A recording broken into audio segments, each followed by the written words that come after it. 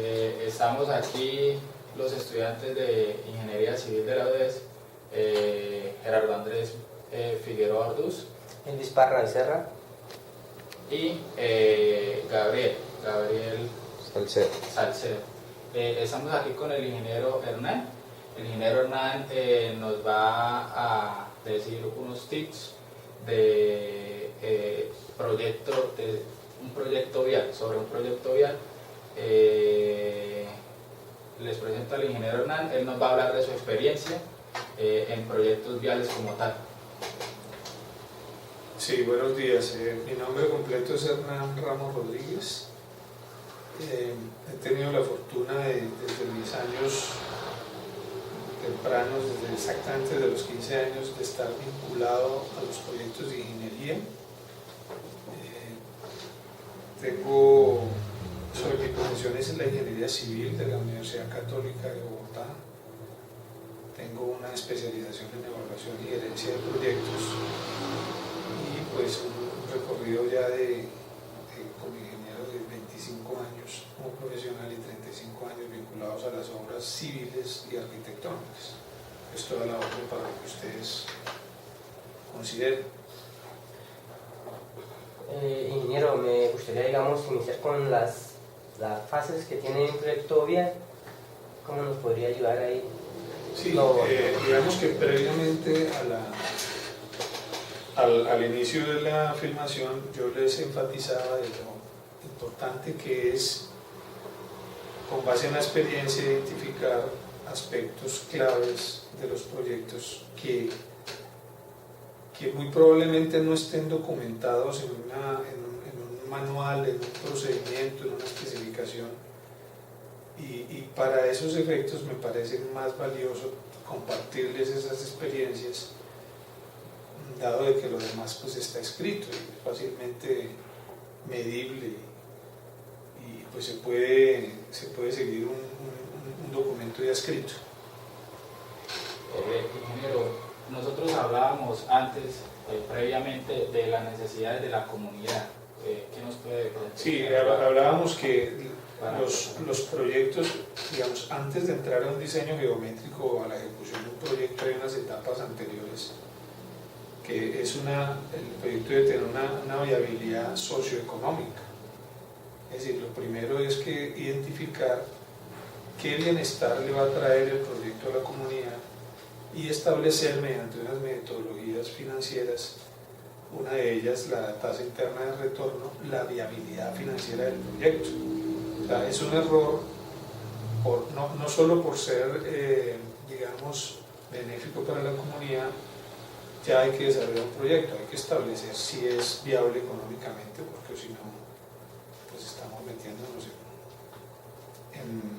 en proyectos que no son desarrollables a costos razonables y incurrir en detrimentos, sobrecostos y cosas que no aplican. Entonces es muy importante esos dos aspectos: establecer la viabilidad social, que no es más sino establecer la necesidad del proyecto en primera instancia, y la viabilidad económica del proyecto mediante una metodología financiera.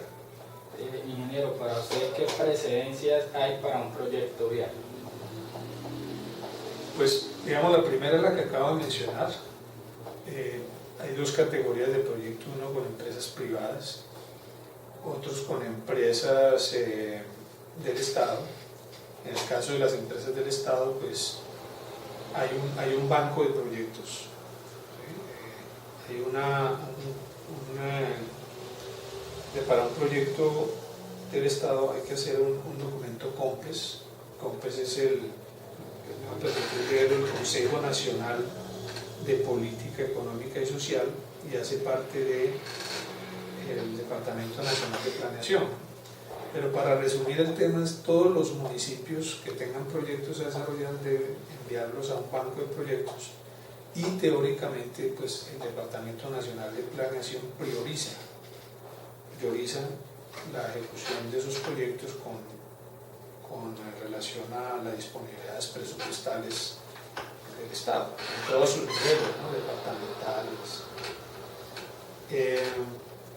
¿qué otra etapa? Pues los proyectos tienen una etapa de prefactibilidad, que básicamente es establecer en campo, la prefactibilidad de establecer en campo, digamos para el caso de una vía, el corredor.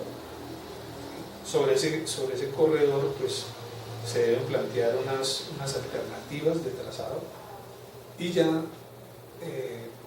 implantar una línea que se llama la línea de ceros y tomar secciones transversales, topográficas para poder ya sobre el papel, con esa información y con relación a las curvas de nivel, poder establecer cuál es la opción más viable, la que también genera menos movimientos de tierras. Eso es un equilibrio entre movimiento de tierras y construcción de estructuras, también bajo metodologías y procesos que están descritos en las normas. La más usual es el documento que me presentaron ustedes, manual de geométrico de diseño de vías, que es bien detallado, ¿sí? Pero siempre, y este es uno de los primeros tips, pues uno cuando diseña una vía primero tiene que diseñarla en la cabeza. O sea, uno puede arrancar un proceso sin primero idealizarlo, tenerlo concebido, identificado esa necesidad. Y es decir, estos procesos nunca es ideal que se roboticen, si me permiten el término. O sea, tiene que haber un tema de tener en la cabeza cuál es el fin último y de, como lo mencionaba antes, dedicarse más tiempo a pensar qué hacer. O sea, uno no empezar a hacer sin pensar qué es lo que va a hacer, cómo lo va a estructurar, con qué equipo y con qué recursos de personal y equipos cuenta, y priorizar eso. Entonces la recomendación es dedicar más tiempo a pensar qué hacer. Ingeniero, para usted, ¿qué es más importante en un proyecto vial con respecto a la gente profesional que va a estar a su alrededor? Digamos que con base en la experiencia, uno ha estado enfrentado a problemáticas donde se desarrollan tareas que no han sido suficientemente estudiadas. Entonces, la otra recomendación que hago es que la persona que vaya a desarrollar una tarea, todas esas tareas siempre tienen un marco pues, legal, de especificaciones y administrativos, y esas personas tienen que digamos, haberse documentado, haber leído qué es lo que van a hacer. Digamos, cada vez que uno cambie de un proyecto, para utilizar términos de sistemas, uno debe resetearse y partir de ceros, y ese primer paso es la lectura juiciosa de los documentos del contrato. La persona que no lea los documentos del contrato está incurriendo en un error, porque no sabe qué es lo que va a hacer o lo que va a controlar en caso de interventoría o lo que se va a supervisar. Entonces es indispensable que haya la claridad de que la persona que va a ejecutar una tarea tenga claro qué es lo que va a hacer. Y eso parte de la lectura de los documentos del contrato, sea privado o sea estatal. Ingeniero, ¿qué estudios previos para usted tienen que haber para una refactibilidad? Como por ejemplo el estudio geotécnico también. Sí, claro, pues yo por aquí abierto, pues ustedes lo tienen en el manual, ¿sí? Pero pues aquí yo he preparado la prefactibilidad, como le ha mencionado, el reconocimiento, digamos, una inspección ocular del corredor de la ruta del proyecto, el replanteo de la línea de ceros, levantamiento topográfico, el estudio preliminar de la estratigrafía, ya el diseño, después del análisis de alternativas, el diseño definitivo del eje de la vía en planta, en perfil. Hay que hacer un establecimiento del impacto ambiental, porque hay un estudio de impacto ambiental y unas etapas posteriores que es un tema bien relevante ahorita, que son las licencias ambientales, y es que lo necesita el proyecto de acuerdo a su tamaño, y estudios complementarios. Eso es lo que hace parte de la compatibilidad de un proyecto. Ya en la fase 2, entonces ya se aterrizan todos estos aspectos en planos, ya se define un corredor, se aterrizan, y en la fase 3 pues se hace el producto final, que son los planos con la ingeniería de detalle, o sea, ya para hablar en términos concretos, qué tipo de tela debe llevar contra un muro, o sea, las especificaciones particulares del proyecto, porque hay una especificación general, entonces hay que aterrizarlas a las necesidades del proyecto. Y eso se hace en la fase 3, ingeniería de detalle, especificaciones particulares. Sí, digamos la minucia relacionada también con el tipo de materiales. ¿Sí? Voy a poner un ejemplo: contra un muro en un relleno va una tela, entonces habrá que describir qué tipo de tela se requiere. Entonces esas son las especificaciones particulares del proyecto. Ingeniero, para usted, ¿qué bombeo básico debe llevar, o qué porcentaje de bombeo debe llevar una vía? No, pues lo típico es una vía nacional el 2%. Eso es lo típico, pero eso depende de las características de la vía. Todo es un tema de diseño, pero lo típico que yo recuerdo es que un bombeo transversal del 2%. Como te digo, esos temas hacen parte de un manual, ¿sí? De un procedimiento de cómo hacer el diseño. Ingeniero, o sea, una pregunta muy particular, digamos, uno tiene la capacidad de decir, digamos, por kilómetro, ¿cuánto tiempo promedio gastaría uno para elaborar un kilómetro de vía? Así con una cantidad de gente promedio también. No, pero no es, digamos, primero que todo hay que diferenciar las vías urbanas de las vías terciaria, digamos, hablamos de una vía terciaria. Sí, otra cosa es identificar, porque yo tengo proyectos de construcción de vías y tengo proyectos de rehabilitación de vías. Digamos, tengo experiencia de construcción total de una vía de 24 kilómetros, tú haces el cálculo, en 3 años, total, o sea, de romper la montaña, o sea, de construcción de la vía.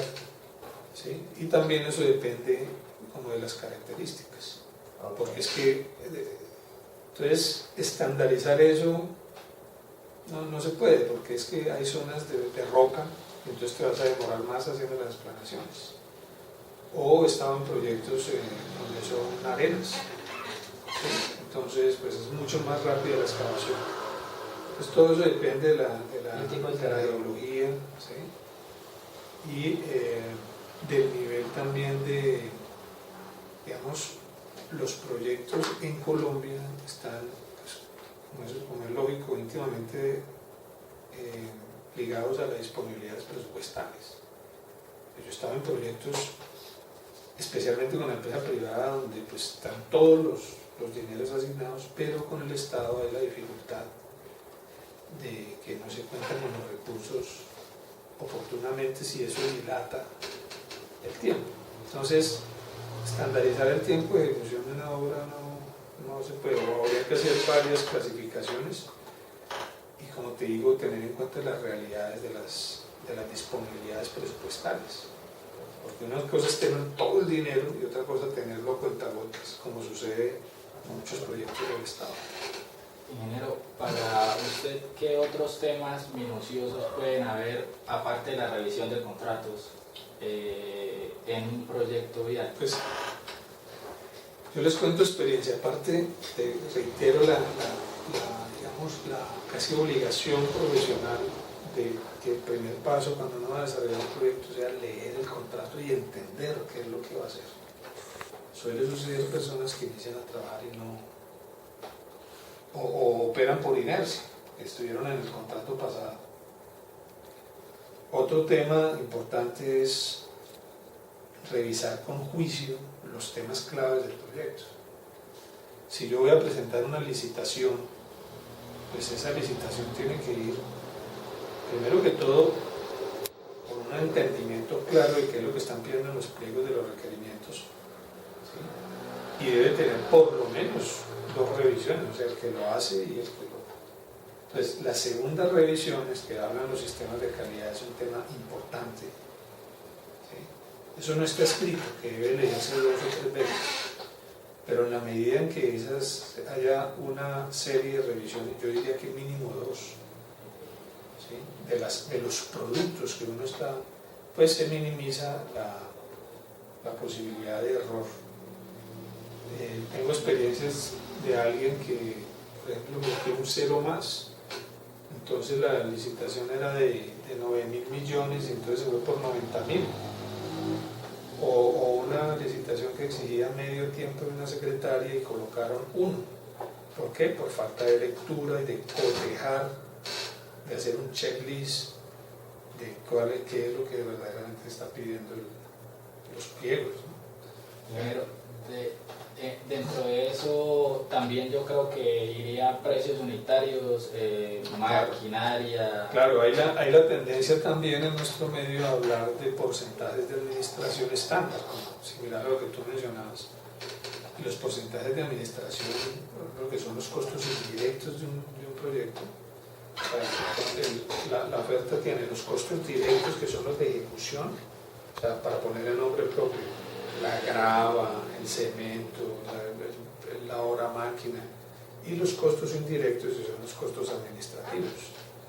Entonces, eso tiene que ser un trabajo juicioso. Ese tema, por ejemplo, en nuestro medio se habla de que la administración está en el 30%. Yo he tenido experiencias de contratos donde la administración vale el 50%, entonces uno no se mete. ¿Sí? Es decir, en eso hay que tener mucho cuidado y total honestidad de cuánto valen los costos. Yo particularmente he presentado, me han llamado ofertas donde las he declinado por ese tema, porque insisto que hay unas metodologías financieras para establecer el punto de equilibrio en un proyecto, y si el punto de equilibrio no da, pues es muy aventurero y osado meterse a hacer un proyecto que no le va a producir pérdidas, o con la pésima tendencia que hay en nuestro medio de que me meto y luego miro cómo emparejo las cargas, pues, para poner el nombre, terminas en temas de corrupción y cosas de las que hay que acabar en nuestro medio. O sea, en esto, digamos, hay que establecer el punto de equilibrio de los proyectos. Entonces, los precios unitarios es el reflejo de esos costos directos y los costos indirectos, y eso tiene que tener, eso no puede ser copiado, eso tiene que ser calculado. Y revisar también qué sale mejor, si ustedes de pronto tener sus propias máquinas Sí. o alquilarlas. Efectivamente, eso hace parte ya de las empresas de ingeniería que cuentan con equipos, que es lo ideal, ¿no? Pues entonces tienen unos costos, unas economías de escala cuando tienen sus equipos, frente a otro escenario que es una empresa que no tiene equipos y tiene que alquilarlos. Entonces, pues pienso que se desdibuja un poco la razón de ser en el caso de una empresa constructora, ¿sí? Uno construye o uno administra, digamos, recursos de otros, que también es viable, ¿no? Entonces cabe Es como de pronto coger uno un contrato y dárselo a otro contratista y nosotros administrar esos recursos para... Es una buena idea, porque ahí, digamos, eso se justifica cuando hay trabajos especializados. Entonces, por ejemplo, en la construcción de un puente de velas sucesivas, como el que están construyendo en el tercer carril. Entonces allí pues hay empresas expertas en hacer la infraestructura, la cimentación, que es pilotajes, y pues la construcción de dovelas requiere de unos equipos especializados y de una experticia pues, que normalmente no la tienen las empresas constructoras, sino empresas especializadas en temas de puentes. Para esos temas. Exactamente. Una cosa importante es el tema de la calidad, ¿no? Entonces la calidad, esta es otra recomendación, la calidad de materiales no termina con la, digamos, auscultación o identificación de variables y cumplimiento de parámetros de control, sino también la colocación. Hay materiales que han sido controlados y que sus parámetros de control cumplen, pero materiales en manos de personas irresponsables, entonces van a dar el rastro. Pues la calidad no es solamente intrínseca, sino también en la colocación, en su uso, el manejo que se le da. Ese es un aspecto importante también. Su aplicación. De la aplicación. De anécdotas de errores en proyectos viales ha tenido? No, pues anécdotas hay muchísimas en todo este recorrido. Yo, digamos, recuerdo mucho un jefe que tuve y acuñé una frase, él me mandó a calcular una ronda en un río y yo pues había cometido 2 errores. A la tercera vez que me llamó, me dijo, ¿está seguro de lo que usted está haciendo? Y yo me molesté un poco, ¿sí? Porque ya la tercera vez, entonces él me dijo una frase que yo la he vuelto, digamos, como la aplico en mi desarrollo profesional, que es, él me dijo, mire, yo confío, pero verifico. Entonces uno debe confiar, a veces uno tiene subalternos, pero tiene que establecer cómo va a chequear que esa información está bien, y no es volverlo a hacer. Eso lo desarrollan con la experiencia, identificar qué es lo clave de un proceso para verificar que se hizo bien. No, experiencias muchas, lo que hablábamos de las segundas revisiones. Tuve una experiencia en Bogotá, por ejemplo, un proyecto donde se empezó a construir un peralte en un puente, y estaba al revés, porque el plano estaba mal. Cuando se hizo el seguimiento de qué era lo que había pasado, se identificó de que el plano que se usó no había pasado por el control de calidad. O sea, los planos deben tener un sello de que es un plano apto para construcción, ¿sí? Muchísimas experiencias, como lo mencionaba, de que se suele, digamos, estandarizar la forma de ejecutar los trabajos, y no todos los proyectos son iguales, o ningún proyecto es igual a otro. Entonces, como lo mencionaba antes, las personas que van a ejecutar un proyecto tienen que leer qué es lo que van a hacer, y es responsabilidad de los jefes, dependiendo de la jerarquía que haya, sentar a sus subalternos. Voy a hablar de un gerente a su director, un director a su residente, un residente a sus inspectores, y verificar de que tienen el conocimiento pleno de qué es lo que van a hacer. Yo he estado en proyectos donde se han cometido errores, gente de 20 años o 30 años, porque hicieron de experiencia, porque hicieron lo que venían haciendo, pero no era lo que pedían los planes, lo que pedía el proyecto. Y desafortunadamente, o más bien afortunadamente, en los proyectos de vías, todo lo que queda mal se refleja. Todo lo que queda mal en ingeniería se refleja. Sí, entonces, como mencionaba, digamos, la necesidad de que haya establecido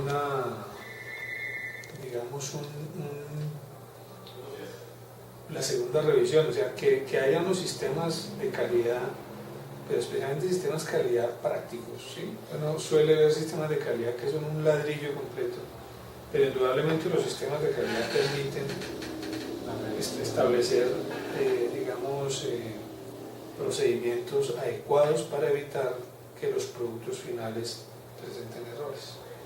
Ingeniero, usted nos hablaba sobre la calidad de los materiales.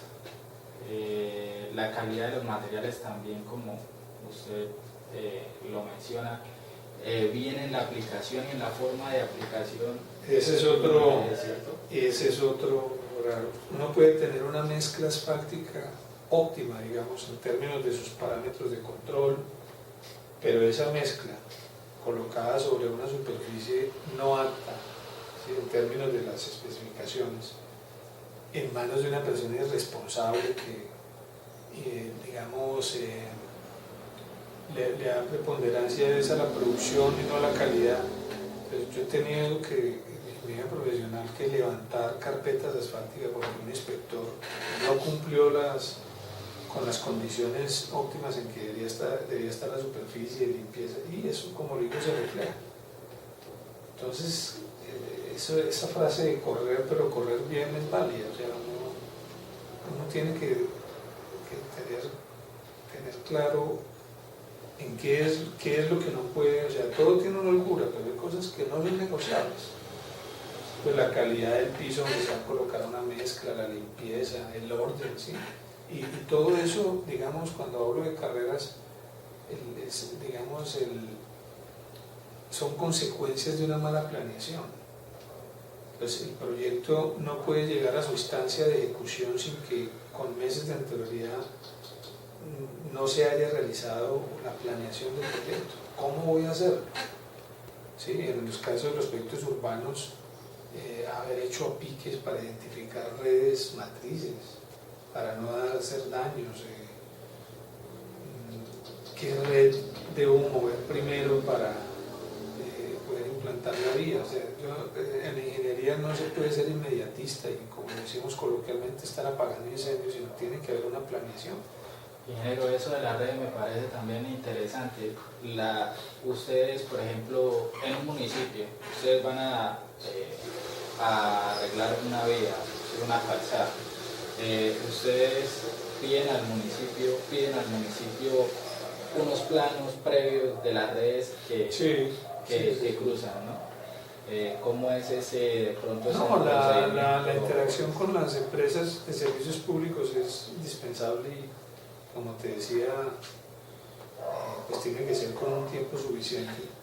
Suele suceder en las ciudades, eso ha mejorado mucho, pero digamos en las redes más antiguas, si bien existían sistemas de información, pero no eran implantados o llevados a cabo eficientemente. Entonces, yo recuerdo en Bogotá cruces que muy claramente los planos de las empresas de servicios mostraban una localización, una ubicación del tubo, y va uno a buscarlos allí y no estaban. Sí, insisto, eso ha cambiado mucho ya con las ayudas computacionales. Las empresas de servicios tienen un mejor récord de sus redes, pero lo mejor es ser preventivos y hacer una auscultación, digamos, excavaciones para identificar la ubicación real de las redes que van enterradas, ¿no? Pues las redes aéreas pues son visibles, y plantear la secuencia necesaria para que no me vaya a afectar mi cronograma de obra, y eso implica, insisto, pues unas consultas oportunas. O aquí en el caso particular de Bucaramanga, en algunas reuniones con las empresas de servicio público, donde decían: oiga, para el proyecto que estamos desarrollando, decían: oiga, muchas gracias por venir hoy y no venir en marzo, que va a iniciar este proyecto. ¿Sí? Porque Muchas gracias, porque siempre cuando van a iniciar los proyectos, las obras, no los proyectos, sino las obras, es cuando vienen a acercarse qué es lo que hay que hacer. Y las entidades de servicios públicos tienen también unos procesos internos. Entonces, el mensaje es planear con la debida anticipación el desarrollo de las obras. Y eso, como lo decía, es dedicarse a pensar más que hacer. O sea, hay que detenerse, identificar, hacer recorridos. Y esta red de...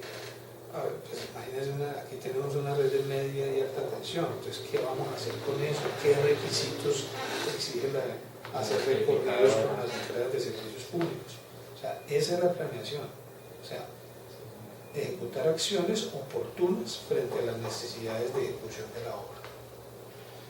Bueno, ingeniero, muchísimas gracias, de verdad gracias por su tiempo, gracias por habernos atendido y creo que pues... Con mucho gusto. Es algo muy útil que vamos a utilizar en el futuro también, ¿no? Sí, digamos que el enfoque que quise darle, aunque el tiempo muy corto, pues en esto uno podría pues, extenderse en experiencias, en errores, cerrar mis comentarios con una anécdota que